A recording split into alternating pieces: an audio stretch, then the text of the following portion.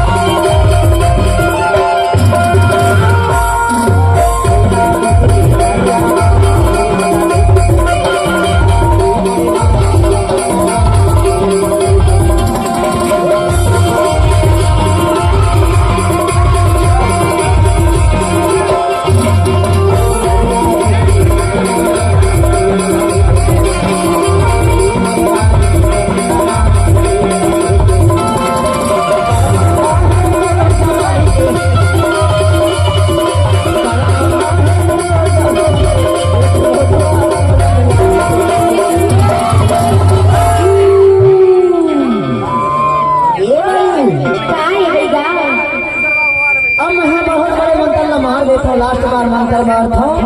हां कहां जो कहां पूजा तैयार हो गए तैयार रखवा ठीक है हां अब भूत वाला है भगवान देखो ठीक है ना बड़ी पैसा थोड़ा परेशान कर दी हो हां तो खेत पर बैठाओ हां ठीक है हर चलने मेरी कलकत्ता के काली रतनपुर के महामाया मेरी के मंगल के कांग्रेस भरे गए रतनपुर के महामाया लेकर के मरियारी गया हरि जहारा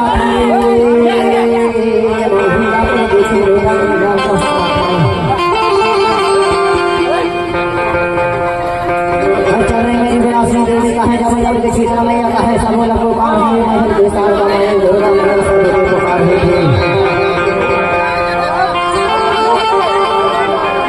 हर कहा के बोलता लगे है दूरी ना कहा बहुत देर से परेशान हो गया है दूरी ना भगा कर देता है देर का है सारा दमैया हर बकरा के भी बकरा खर्चा दे ही कहे कुकरी के भी कुकरी में ही कहे अरिया मामा बैठा जा पटा का से पानी का सब माफी लगे ही कहे पर ये जहां से बहुत आया है वहां चल दे कहे मान के दे अच्छी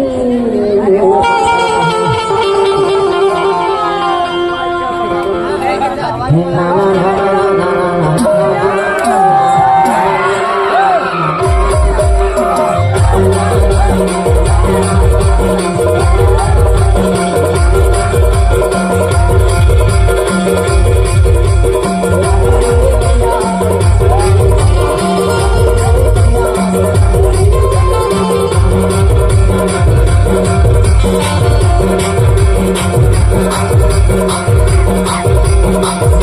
Thank you.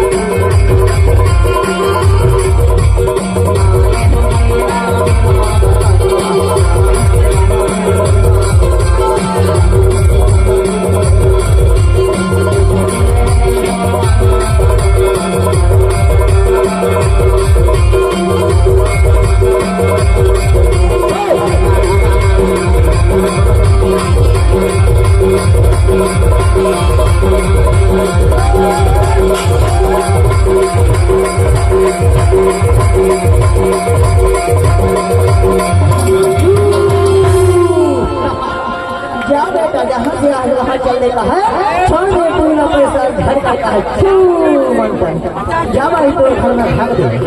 ये भीतर में भाग